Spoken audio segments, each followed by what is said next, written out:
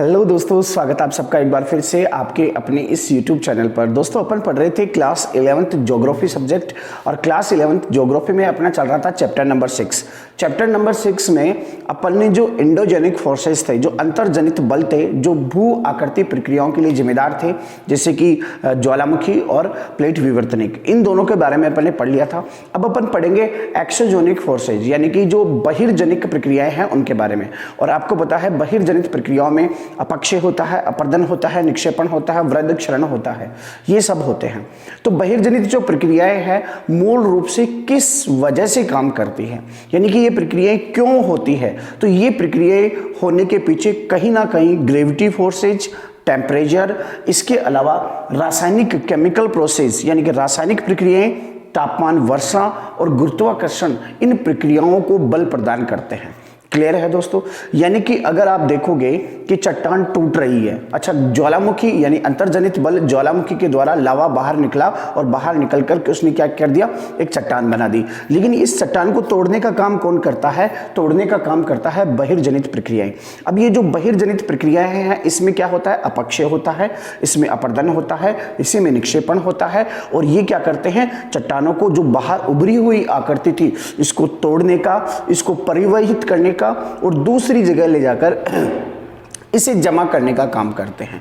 लेकिन दोस्तों ये तोड़ना, इसे दूसरी जगह ले जाना और दूसरी जगह उसे निक्षेपित करना, इन सब कार्य करने के लिए इन प्रक्रियाओं को बल कहां से मिल रहा है, इन सबको ऊर्जा कहां से मिल रही है? क्योंकि कोई भी अगर प्रक्रिया होगी, कोई भी अगर प्रोसेस होगी तो कहीं ना कहीं उसके पीछे एनर्जी, ऊर्जा, एक बल काम करेगा, तब जाकर वो प्रोसेस होगी। उदाहरण के लिए मैं बताता हूं कि अपक्षय होता है। हमने ये समझा कि अपक्षय होता है चट्टान में, तो चट्टान क्या होती है? अपक्षय का मतलब क्या होता है? टूटना, वेदरिंग।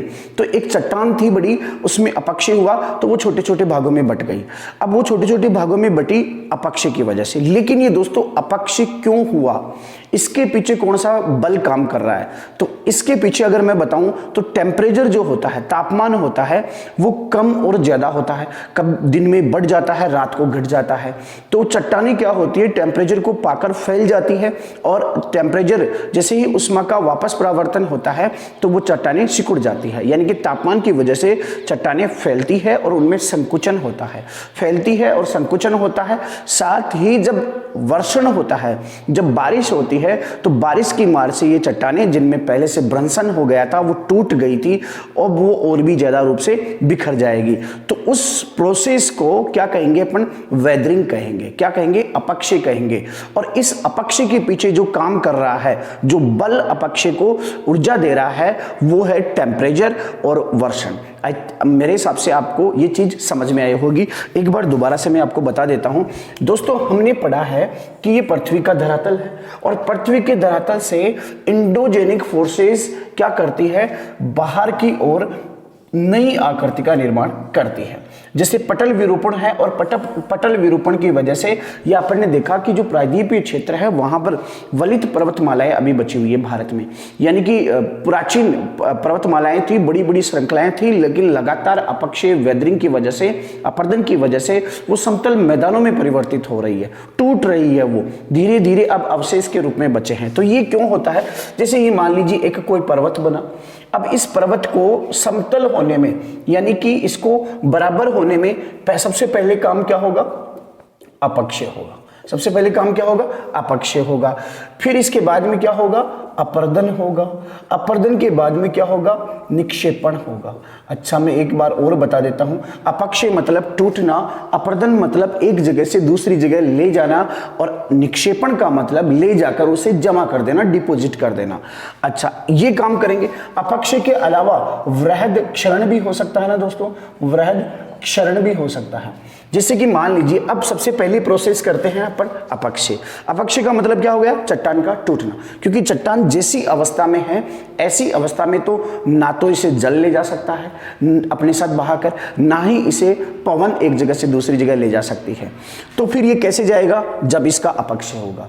अब अपक्षय का मतलब इस चट्टान का टूटना। अब ये टूटेगी कैसे? अब ये टूटेगी दोस्तों या तो टेम्परेचर की वजह से, यानी कि तापमान की वजह से, वर्षा की वजह से ये चट्टान मूल रूप से टूटेगी।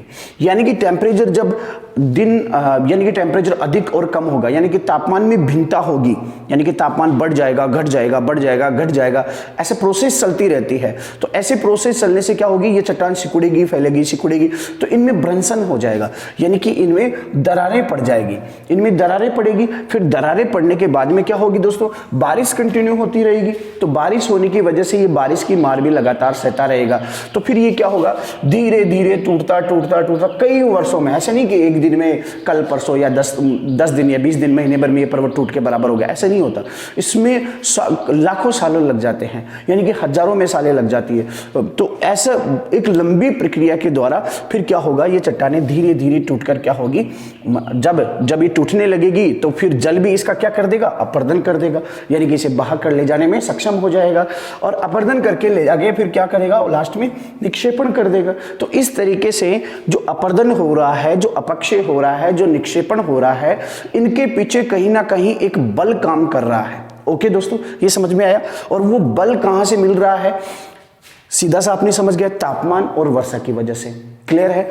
एक बल और, जैसे कि मैंने वृहद क्षरण बताया।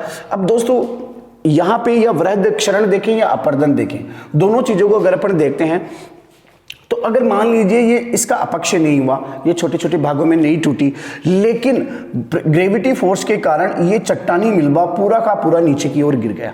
अब चट्टानी मलबा नीचे की ओर गिरा, वो क्यों गिरा नीचे की ओर क्यों आया, ग्रेविटी फोर्स के कारण, गुरुत्वाकर्षण बल के कारण। तो दो तो आपके पॉइंट हो गए, तापमान और वर्षा। तीसरा कौन सा अपन फोर्स, गुरुत्व बल। तो गुरुत्व बल तीसरा हो गया, यानी कि गुरुत्व बल की वजह से ही तो नदियां उच्च क्षेत्रों से निम्न क्षेत्रों की ओर जाएगी, अपर्दन करेगी, उनका निक्षेपण करेगी। तो मुख्य रूप से हम कहें तो ये जो भी प्रोसेस है, अपक्षय है या फिर अपर्दन है, निक्षेपण है, वृहद क्षरण है, इन सब के पीछे जो बल मिल रहा है, जो ऊर्जा मिल रही है, वो कहां से मिल रही है, तापमान से मिल रही है, वर्षा से मिल रही है, गुरुत्वाकर्षण बल से मिल रही है। और एक चीज और मैं बता दूं कि रासायनिक प्रक्रिया द्वारा भी ऐसी ताकत मिल रही है। कैसे मिल रही है दोस्तों, इस चट्टान में अनेक प्रकार के तत्व होंगे, अनेक प्रकार के खनिज होंगे, इनमें कैल्शियम भी होगा, चूना पत्थर भी होगा, अलग अलग खनिजों का रूप लेकर ही एक चट्टान बनती है। ये अपने पहले पढ़ा था।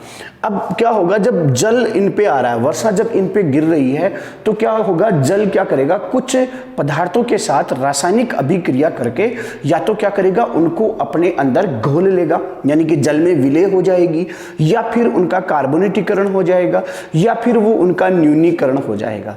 इससे क्या होता है, चट्टानों में जो भी, जैसे मान लीजिए ये कोई चट्टान है और इस चट्टान में जो भी चूना पत्थर था वो जल के साथ में घुल गया। अब जल के साथ में चूना पत्थर घुल गया तो आपको पता है ये चट्टानें बीच बीच में से, जहां पर चूना पत्थर था वहां से क्या हो जाएगी, खोखली हो जाएगी। तो खोखली आ जाएगी तो इन कणों का जो बीच में बंधन था वो भी ढीला हो जाएगा। अच्छा, तो रासायनिक प्रक्रिया भी इस जो बहिर्जनित शक्तियां हैं, बहिर्जनित प्रक्रियाएं हैं, इनको बल प्रदान करने का काम करती है। यहां तक अपन ने ये समझा है। अब ये अपन ने देख लिया है कि जो भी एक्सोजेनिक फोर्सेज है, यानी कि अपर्दन है, वृहद क्षरण है, निक्षेपण है, अपक्षय है, इन सब के पीछे बल जो मिल रहा है वो बल कहां से मिल रहा है, ग्रेविटी फोर्स के कारण, गुरुत्वाकर्षण बल के कारण, तापमान और वर्षा के कारण, और फिर रासायनिक प्रक्रियाओं के वजह से। यानी कि रासायनिक प्रक्रियाओं की वजह से इन बहिर्जनित प्रक्रियाओं को बल मिल रहा है। इसके अलावा तापमान के द्वारा इनको बल मिल रहा है, वर्षा के द्वारा मिल रहा है, या फिर गुरुत्वाकर्षण जो है, गुरुत्वाकर्षण बल है, उसकी वजह से इनको बल मिल रहा है। इसलिए ये प्रक्रियाएं अविरत चल रही है। और इन प्रक्रियाओं को चलाने वाले एजेंट कौन से हैं, ये भी मैं आपको बता देता हूं। पिछले वीडियो में भी मैंने बताया था। इन प्रक्रियाओं को चलाने वाले एजेंट है प्रवाहित जल, हवा की गति, हिमनद, भूमिगत जल। ये सब क्या करते हैं, प्रोसेस यानी कि चलते रहते हैं, और इनको चलाने के पीछे ये ताकतें काम करती है। और इसकी वजह से ही क्या होती है, बहिर्जनित भू आकृतिक प्रक्रियाएं अपना कार्य करने में सक्षम हो पाती है। और भूमि की आकृति को लगातार क्या करती है, जो उच्चावच है उसको कम करने में लगी हुई रहती है। यानी कि धरातल के ऊपर जो ऊंचे नीचा स्थान है इसको समतल करने में लगी हुई रहती है बहिर्जनित प्रक्रियाएं, जिसे तल्लोचन कहा जाता है। आगे देखते हैं। तो बहिर्जनित प्रक्रियाओं में दो प्रकार के बल काम करते हैं, प्रतिबल और अपरूपण प्रतिबल। अच्छा, इनको सिर्फ डेफिनेशन के रूप में आपको देखना है। देखिए, गुरुत्वाकर्षण बल कहाँ काम करेगा? गुरुत्वाकर्षण बल काम करेगा ढलान के अनुरूप, यानी कि जहां पे ढाल प्रवणता होगी, जहां पे ढलान होगा, वहां पे ग्रेविटी फोर्स काम करेगा, गुरुत्वाकर्षण बल काम करेगा। ऐसा तो है नहीं कि पानी यहां से, जैसे ढलान ये तो पानी इधर से ऊपर की ओर जा रहा है और यहां से मलबा जो है इधर की ओर लेके जा रहा है, नहीं ले जाएगा ना। पानी हमेशा उच्च क्षेत्र से निम्न क्षेत्र की ओर आएगा। क्यों आएगा? ग्रेविटी फोर्स के कारण। तो यहां पर एक बल काम करता है जिसे हम क्या कहते हैं? प्रतिबल। प्रतिबल क्या होता है दोस्तों? सिर्फ आपको इसको डेफिनेशन में जाना है, आपको ज्यादा गहराई में नहीं जाना है। प्रतिबल क्या होता है? प्रति इकाई क्षेत्र में अनुप्रयुक्त बल को प्रतिबल कहा जाता है, यानी कि किसी एक क्षेत्र में जो बल काम कर रहा है प्रति इकाई। अब इकाई आपकी प्रति सेंटीमीटर भी हो सकती है, प्रति मीटर भी हो सकती है, प्रति फीट भी हो सकती है। जो भी इकाई है, एक जो क्षेत्र आप मान रहे हो, उसमें जितना बल काम कर रहा है उस बल के मात्रा को क्या कहा जाता है? प्रतिबल कहा जाता है। अच्छा, प्रतिबल जब काम करता है, जैसे कि मान लीजिए ये कोई आपका पर्वत था और यहां पर प्रतिबल काम कर रहा है, यानी कि इस चट्टान को आगे की ओर लाने के लिए पूरी तरीके से अपना दम लगा रखा है इस बल ने, ग्रेविटी बल ने, और वही एक क्षेत्र में जो लग रहा है वो क्या हो जाएगा? इसका प्रतिबल हो जाएगा, ग्रेविटी फोर्स का। जब ये चट्टान नीचे की ओर आती है, फिसलन होकर आती है, तो दोस्तों यहां पर क्या होगा? दोनों इस जगह जहां से चट्टान विगलित होगी, अलग होगी, तो वहां पर विगलनकारी एक बल लगेगा, जिसे अपन क्या कहेंगे? अपरूपण प्रतिबल। दो चट्टानें थी, दो चट्टानें जब अलग अलग हो रही है तो जहां पे इनका संपर्क क्षेत्र है, जहां पे ये अलग हो रही है जहां से, तो वहां पर एक विपरीत बल काम करता है जो इस प्रतिबल को या इस चट्टान को टूटने से रोकता है ना। उस बल को क्या कहते हैं? विगलनकारी बल या फिर अपरूपण बल, यानी कि चट्टान के विगलन होने से, अलग अलग होने से जो बल काम कर रहा है वो अपरूपण बल कहलाएगा। ओके दोस्तों, चलो तापमान और वर्षा अपन ने देख लिया कि किस तरीके से तापमान और वर्षा जो है अपक्षय में अपनी भूमिका निभाते हैं, बहिर्जनित प्रोसेस में अपनी भूमिका निभाते हैं। ऐसे ही रासायनिक प्रक्रिया अपन ने देखी कि रासायनिक प्रक्रिया के द्वारा क्या हो जाता है? कार्बोनिशीकरण हो जाता है, विलयन हो जाता है, न्यूनीकरण हो जाता है, जिसकी वजह से क्या होता है? बहिर्जनित प्रक्रियाओं में ये भी एक अपनी भूमिका निभाता है। आगे चलते हैं अपन। बहिर्जनित प्रक्रियाओं को अनाच्छादन के अंतर्गत रखा जाता है। किसके अंतर्गत रखा जाता है? अनाच्छादन। दोस्तों, अनाच्छादन क्या होता है?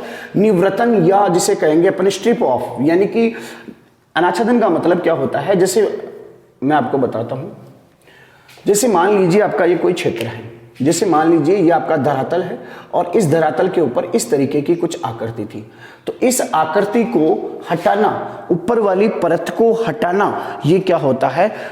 आपका अनाच्छादन होता है। और इसी अनाच्छादन के अंतर्गत ही अपक्षय, वृहद क्षरण या फिर आपका अपर्दन, निक्षेपण, ये सब इसके अंतर्गत शामिल किया जाता है।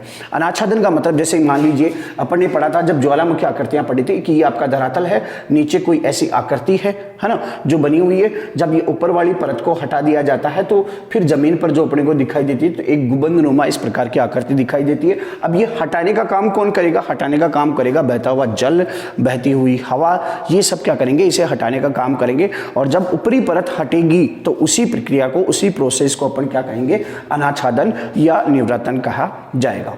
ओके दोस्तों, आगे चलते हैं। भिन्न भिन्न क्षेत्रों में बहिर्जनित प्रक्रियाएं भिन्न भिन्न रूप से काम करती है। अब बहिर्जनित प्रक्रियाएं कौन सी होती है? ये अपन ने बार बार अपन ने, मैं बता रहा हूं, बहिर्जनित प्रक्रियाएं कौन सी होती है दोस्तों? बहिर्जनित प्रक्रियाएं होती है अपक्षय, क्या होता है? अपक्षय, अपर्दन, अपर्दन, इसके अलावा निक्षेपण, निक्षेपण, वृहद क्षरण, वृहद क्षरण, ये सब क्या है? बहिर्जनित प्रक्रियाएं हैं। और ये बहिर्जनित प्रक्रियाएं हर क्षेत्र में अलग अलग तरीके से काम करती है। कैसे करती है दोस्तों? मैंने कहा कि बहिर्जनित प्रक्रियाओं को जो बल देता है वो टेम्परेचर, वर्षा, रासायनिक प्रक्रियाएं और गुरुत्व बल देता है। क्लियर है? अब अपन ने ये भी देखा था कि गुरुत्व बल, जिस पदार्थ की डेंसिटी जितनी ज्यादा होती है, जिस पदार्थ का घनत्व जितना ज्यादा होता है, वहां पे ग्रेविटी फोर्स उतना ही काम करता है। समझ रहे हो?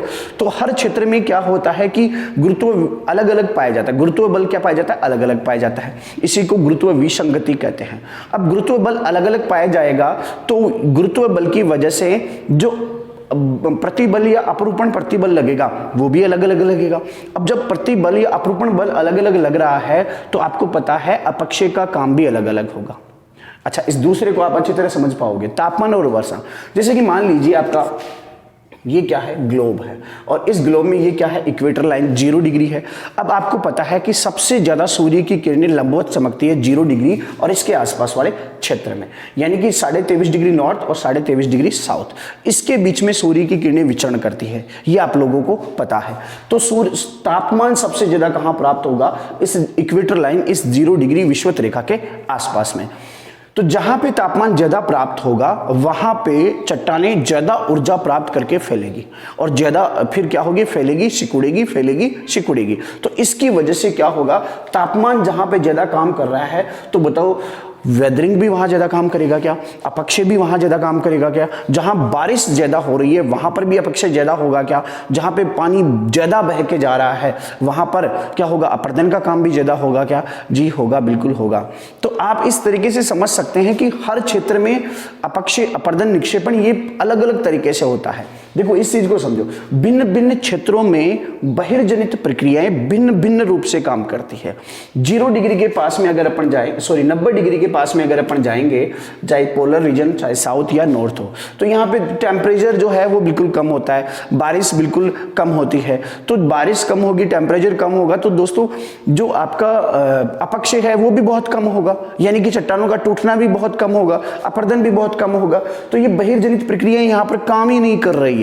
क्लियर है ना। तो अलग अलग स्थानों पर, यहां पर ज्यादा करेगी, फिर यहां पे थोड़ा कम, फिर यहां पे थोड़ा ज्यादा, फिर यहां पे बिल्कुल कम। इस तरीके से बहिर्जनित प्रक्रियाएं काम करेगी। और वो किस पे डिपेंड करता है कि बहिर्जनित प्रक्रियाएं कितना काम करे, ये डिपेंड करता है टेम्परेचर पे, प्रेसिपिटेशन यानी कि वर्षा पे, इन पे डिपेंड करता है कि बहिर्जनित प्रक्रियाएं कितनी तेजी से काम कर रही है। अब तापमान हर जगह अलग अलग होता है, वर्षा हर जगह अलग अलग होती है, इसलिए बहिर्जनित प्रक्रियाएं भी हर जगह अलग अलग होती हैं। आगे चलते हैं। अच्छा, ये देखो मैंने किस साइन ऑफ इंट्रोगेशन लगा रखा है, क्यों, अलग अलग स्थानों पर अलग अलग जो भिन्न भिन्न जो अलग अलग रूप से प्रक्रियाएं काम करेगी। क्यों, क्योंकि तापमान हर जगह अलग अलग होगा, जलवायु अलग अलग होगी, और इसके अलावा सेलों के प्रकार पे भी डिपेंड करता है। इसको अपन समझेंगे। तो तापमान और जलवायु तो आई थिंक आप अच्छी तरीके से समझ गए होंगे कि किस तरीके से अलग अलग क्षेत्रों में अलग अलग रूप से काम करेंगे।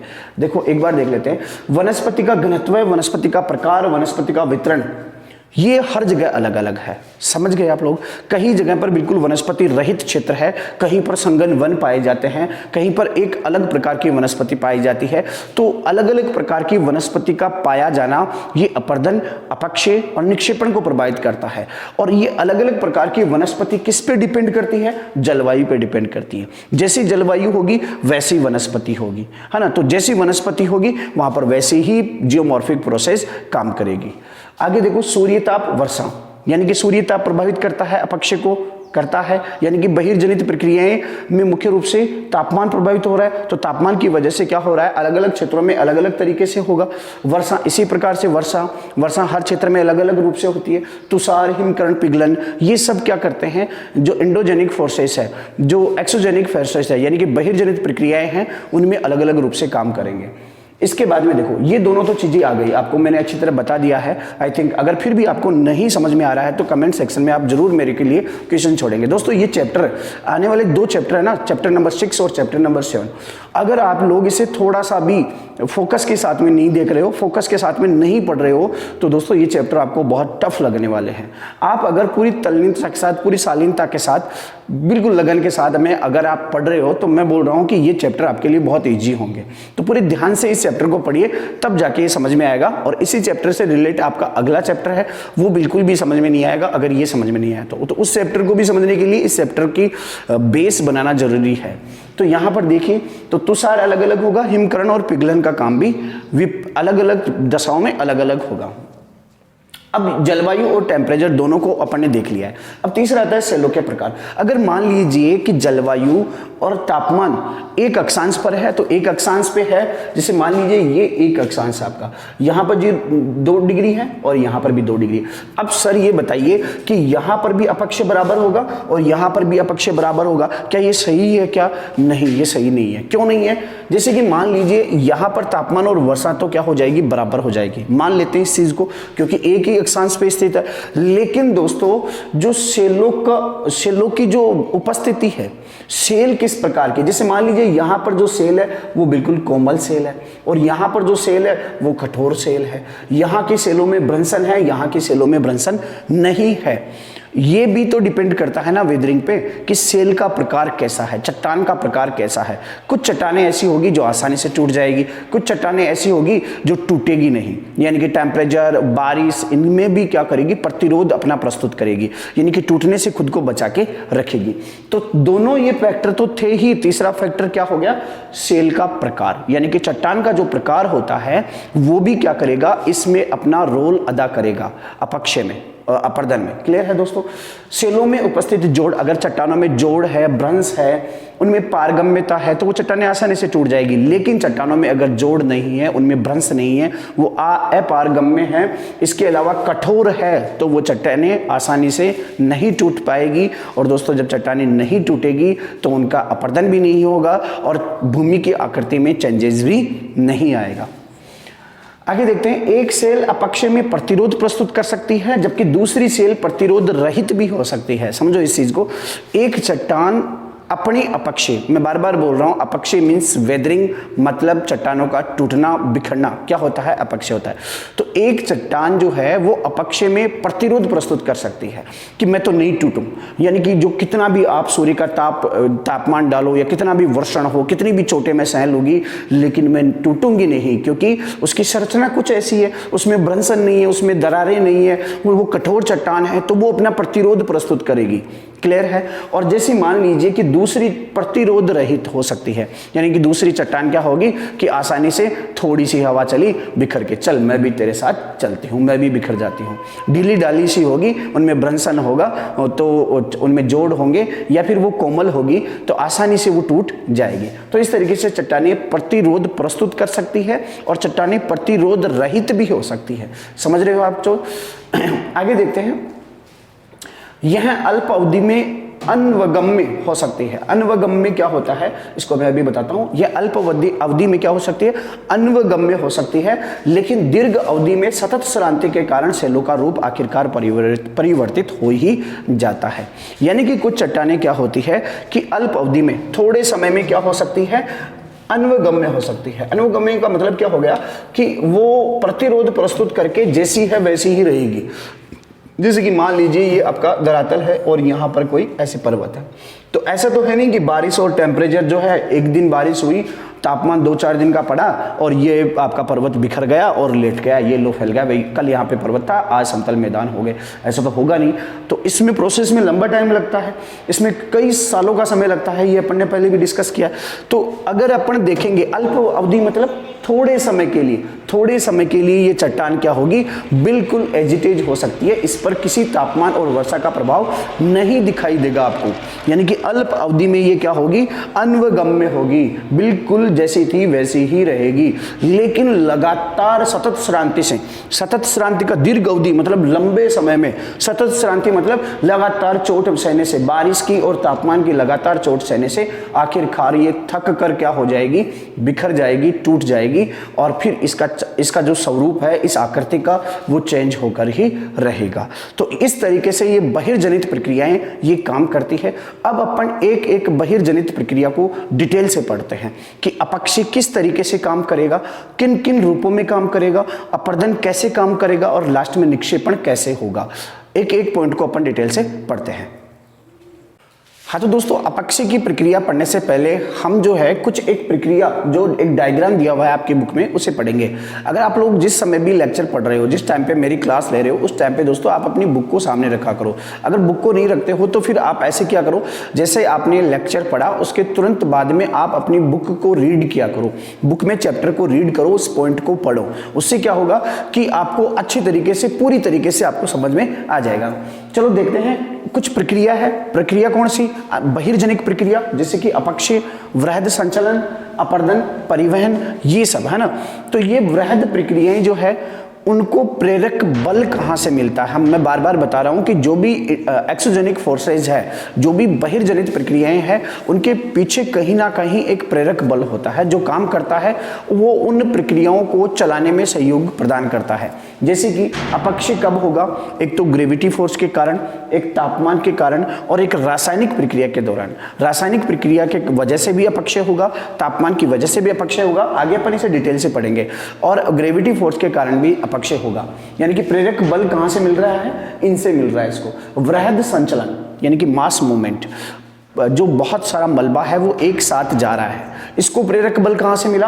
ग्रेविटी फोर्स के कारण। यानी कि गुरुत्व बल के कारण बड़े के बड़े जो पर्वत होते हैं वो ढह जाते हैं, और जब बहुत सारा मलबा एक साथ ढह जाता है तो उसे अपन क्या कहते हैं? वृहद संचलन कहते हैं। अपर्दन और परिवहन, अपर्दन और परिवहन को बल कहां से मिल रहा है? गतिज बल मिल रहा है। कौन सा बल मिल रहा है? गतिज बल। गतिज बल मतलब बहता हुआ जल की गति, हवा की गति, ये क्या करती है? डेबर्स को, पदार्थों को एक जगह से दूसरी जगह परिवहित करने में सक्षम होती है। तो इनके पीछे कहीं ना कहीं कुछ प्रेरक बल काम कर रहा है। अब चलते हैं हम अपने पॉइंट अपक्षय की तरफ। अपक्षय का अर्थ क्या होता है? सेलों का विखंडन, रासायनिक विनियोजन या अपघटन। यानी कि जब एक सेल समूह है अलग अलग भागों में टूट जाए, विखंडित हो जाए, तो उसे हम क्या कहते हैं? वेदरिंग कहते हैं, उसे हम अपक्षय कहते हैं। अपक्षय के दौरान पदार्थों का संचलन नगण्य होता है। जब चट्टानें टूटती है, जिस जगह पर, जैसे मान लीजिए चट्टान है और इस चट्टान का यहाँ पर अपक्षय हो रहा है, ये धरातल पर इस तरीके से रखी हुई एक चट्टान है ना, और इस चट्टान का यहाँ पे अपक्षय हो रहा है, तो इसमें जो मेटर्स निकल रहे हैं, जो डेबर्स निकल रहे हैं, जो कण निकल रहे हैं, उनका संचलन क्या होता है? नगण्य होता है। यानी कि जब ये टूटेंगे तो ये क्या होंगे? स्वस्थाने या तदस्थन प्रक्रिया, मतलब या तो ये टूटकर जगह की जगह क्या होंगे? बैठ जाएगी। ये चट्टान ऐसे कैसे टूटकर इसी जगह जहां पे टूट रही है ऑन स्पॉट उसी जगह बैठ जाएगी, या फिर अपने आसपास वाले इलाके में इधर और इधर जमा हो जाएगी बगैर अपर्दन के। यानी कि जब अपक्षय होता है तो पदार्थों का संचलन नहीं होता। अच्छा, मास मूवमेंट में यानी कि वृहद जो संचलन है, इसमें चट्टानों का मूवमेंट होता है क्या? संचलन होता है क्या? हाँ, होता है। तभी तो चट्टानें ऊपर से नीचे की ओर आ जाती है, चलती है चट्टानें। अपक्षय जब, यानी कि चट्टान जब टूटती है तो उनका संचलन नहीं होता, वो चलती नहीं है, वो जगह ही टूटकर बैठ जाती है। फिर उसके बाद में अपर्दन की प्रक्रिया चलती है जो उनको बहाकर लेके जाती है। आगे देखिए अपक्षय के प्रकार। तो अपक्षय 3 तरीके से होता है, एक तो रासायनिक अपक्षय, एक भौतिक अपक्षय और एक जैविक अपक्षय। मैं बार बार रिपीट कर रहा हूं कि रासायनिक अपक्षय कैसे होता है दोस्तों? प्रकृति में धरातल पर क्या है? जल है ना, इसके अलावा ऑक्सीजन है, कार्बन डाइऑक्साइड है और ह्यूमस है, कार्बन है। ये सब क्या करते हैं? जब पृथ्वी के अंदर जाते हैं, जब जल पृथ्वी के अंदर जाता है, हवा पृथ्वी के अंदर जाती है, तो या चट्टानों में जाती है, तो चट्टानों में जो बहुत सारे जो खनिज तत्व होते हैं वो या तो चट्टानों के साथ में घुल जाएंगे, तो उनका विलयन हो जाएगा। क्या हो जाएगा? विलयन या जलीय योजन हो जाएगा, या फिर उनका कार्बोनेटीकरण हो जाएगा, है ना, या फिर ऑक्सीकरण हो जाएगा। यानी कि जैसे मान लीजिए आपका लोहा है और लोहा किसी चट्टान में है, और उस चट्टान का विघटन जब उसमें जल जब लोहे के संपर्क में आ रहा है तो लोहे का क्या हो जाएगा? ऑक्सीकरण हो जाएगा। यानी कि लोहे के जंग लग जाएगा, और लोहे के जंग लगेगा तो क्या होगा? फिर वो चट्टान को, उसकी पकड़ जो मजबूत थी वो ढीली हो जाएगी और फिर वो चट्टान टूटने लग जाएगी। तो ऐसे कुछ केमिकल प्रोसेस होती है, कुछ रासायनिक प्रक्रिया होती है जिसकी वजह से चट्टानों का टूट जाना होता है। चट्टानें घिस जाती है, या तो घुल जाती है, पूरी तरीके से समाप्त हो जाती है, या धीरे धीरे उनमें जोड़ों में जो है वो पकड़ कमजोर हो जाती है, या फिर वो घुलते घुलते एक छोटा रूप ले लेती है। यानी कि उसका या तो न्यूनीकरण हो जाता है, ऑक्सीकरण हो जाता है, जलीयोजन हो जाता है, कार्बोनेटीकरण हो जाता है, या फिर विलयन हो जाता है। किस वजह से? रासायनिक प्रक्रिया के द्वारा। दूसरा भौतिक अपक्षय।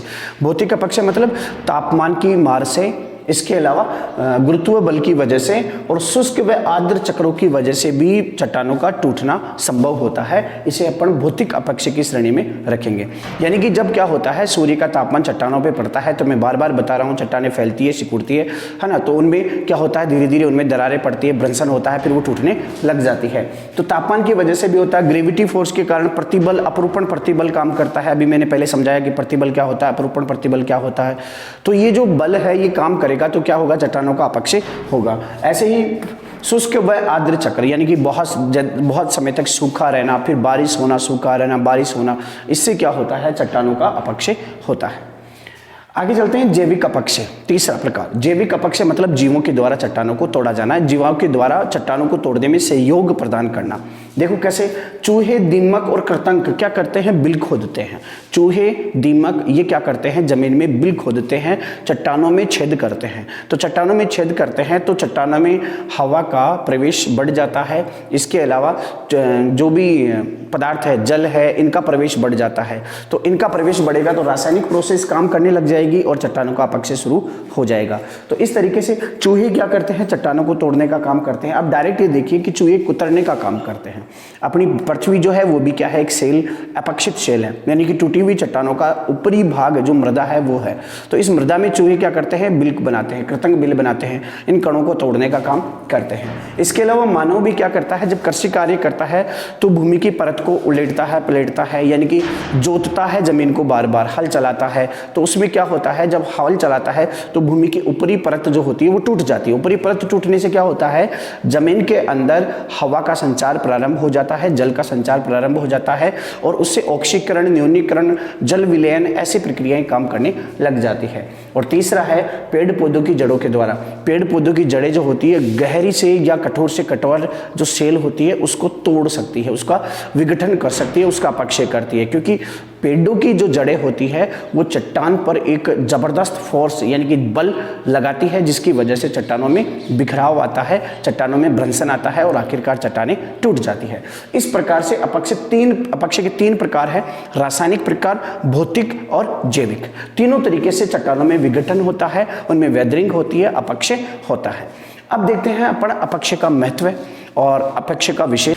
अब आगे अपन देखते हैं अपक्षय का विशेष प्रभाव। सबसे पहले ये देखते हैं अपक्षय का विशेष प्रभाव। और दोस्तों अपक्षय का विशेष प्रभाव जो देखा जाता है वो अपसल्कन के रूप में देखा जाता है। अब ये अपसल्कन क्या होता है दोस्तों, अपसल्कन क्या होता है, आप सीधा सा ये समझिए कि आपकी ये कोई चट्टान है, इसको अच्छी तरह से समझना होगा। अपसल्कन क्या होता है, आपकी ये कोई चट्टान है और इस सेल पर लगातार ताप और वर्षा आदि की मार पड़ने की वजह से एक बल काम कर रहा है। देखिए, जब यहाँ से ऊपरी परत जो होगी, इस चट्टान के ऊपर कोई परत थी और इस परत का क्या हो गया, अनाच्छादन हो गया, यानी कि ये पूरी की पूरी परत यहाँ से अनावृत हो गई, यहाँ से निकल गई।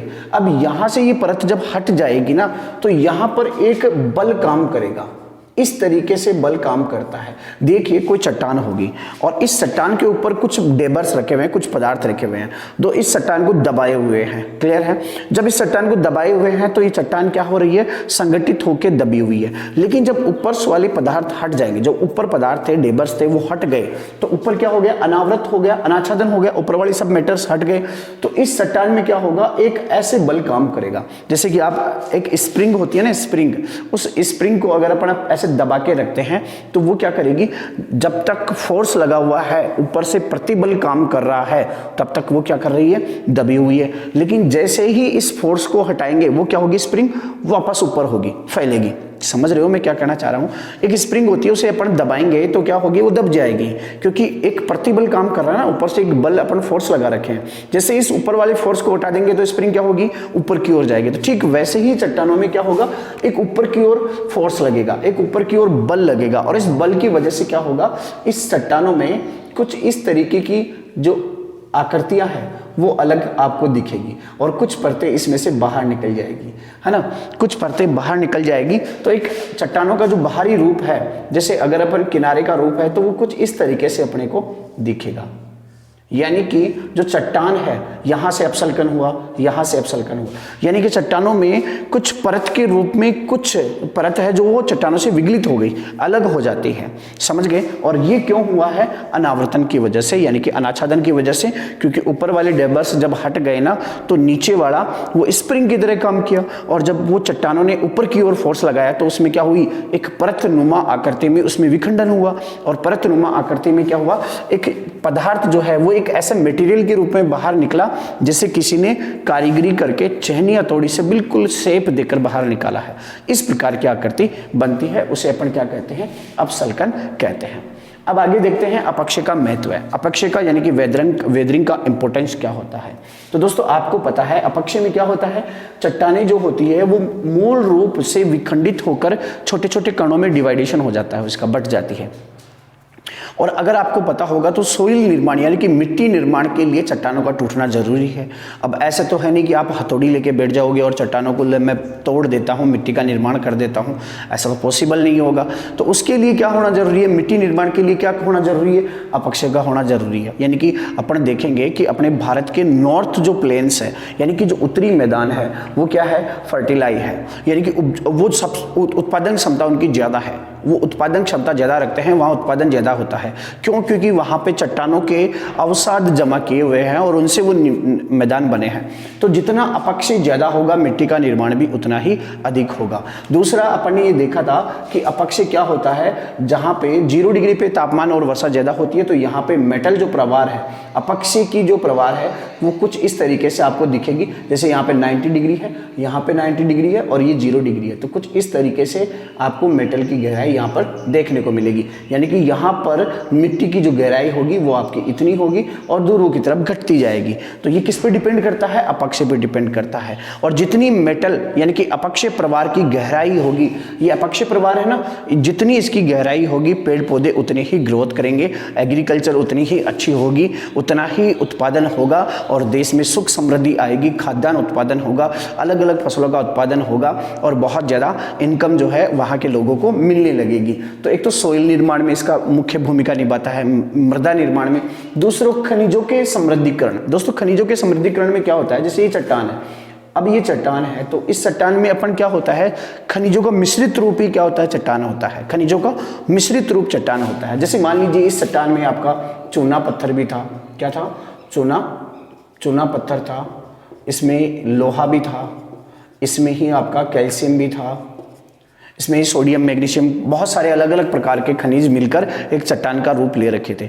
अब क्या हुआ, जब इसका अपक्षय हुआ ना, जब ये टूटी तो ये टूटकर क्या हुई, ऐसे यहाँ पे जमा हो गई, ये टूट गई और यहाँ पे इस तरीके से ये जमा हो गई। क्लियर है, यानी कि ये एक परत के रूप में यहाँ पर जमा हो गई। अब क्या हुआ, जो परत के रूप में जमा होने पर इसके जो कण थे उनमें विखंडन हो गया ना, तो विखंडन होने के बाद में क्या हुआ, जब बारिश इस पे पड़ेगी या जल इसमें संपर्क में आएगा तो बहुत सारे खनिज जो विलेय खनिज होते हैं, घुलनशील खनिज होते हैं, वो तो घुलकर क्या कहेंगे यहाँ से या तो उनका निक्षालन हो जाएगा, नीचे की ओर चले जाएंगे, या फिर यहाँ से बहकर जल के साथ में दूसरी जगह चले जाएंगे। तो बचे कौन से रहेंगे, वो खनिज रहेंगे बचे हुए जो जल के साथ में नहीं घुलते। तो उन खनिजों का क्या हो जाएगा, यहाँ पर एकत्रीकरण हो जाएगा। दोस्तों समझ रहे हो, उन खनिजों का एकत्रीकरण हो जाएगा, मतलब खनिजों का समृद्धिकरण हो जाएगा। तो दोस्तों अपक्षय की वजह से खनिजों का समृद्धिकरण भी होता है। वो इस तरीके से होता है, एक चट्टान है उसमें विभिन्न प्रकार के खनिज है और वो चट्टान जब टूटी तो उनके कण बिखर गए और जल योजन की वजह से, पानी की वजह से बहुत सारे खनिज जो जल में घुलनशील थे वो वहाँ से चले गए बहकर। बाद में जो बचे हुए खनिज है वो एक जगह समाहित हो गए, यानी कि उनका अलग अलग हो गया। जैसे मान लीजिए इसमें बहुत सारे लवण थे, लवण घुलकर चले गए और यहाँ पे जब जल जमा हुआ तो यहाँ पर लवण जमा हो गए, यहाँ पर जो अघुलनशील खनिज थे वो यहाँ पे जमा हो गए, तो यहाँ पे लवण उत्पादित हो सकता है और यहाँ पे दूसरे जो खनिज थे वो उत्पादित हो सकते हैं। यानी कि वो अलग अलग एक तरह की ऐसी प्रोसेस हो रही है जो ऑटोमेटिकली क्या किया जा रहा है, उनको प्योरीफाई किया जा रहा है, यानी कि खनिजों को अलग अलग किया जा रहा है ऑटोमेटिकली। किस वजह से, और ये कब पॉसिबल हो पाता है, अपक्षय की वजह से। तो ये दोस्तों आपका अपक्षय वाला मैटर कंप्लीट। अब अपन पढ़ेंगे आगे वाले लेक्चर में जो आपके अपर्दन और निक्षेपण के रूप में के बारे में, इसके अलावा मास मूवमेंट यानी कि वृहद क्षरण के बारे में पढ़ेंगे और जो मृदा निर्माण है उसके बारे में अपन पढ़ेंगे। आई थिंक दोस्तों अपन ने जो पढ़ा वो आपको अच्छी तरीके से आज समझ में आ गया होगा, और अगर समझ में आया तो प्लीज़ कमेंट करके ज़रूर बताइए, अपने दोस्तों के साथ में शेयर कीजिए। और अगर जो वीडियो आपको, जो भी लेक्चर आपको नहीं मिल रहा है तो मुझे कमेंट करके बताइए, मैं डिस्क्रिप्शन बॉक्स में उसका लिंक जरूर डालूं ताकि आपको step by step her video मिलता रहे और आप step by step her class लेते रहो और उसकी अपनी पढ़ाई करते रहो। ओके दोस्तों, थैंक यू सो मच।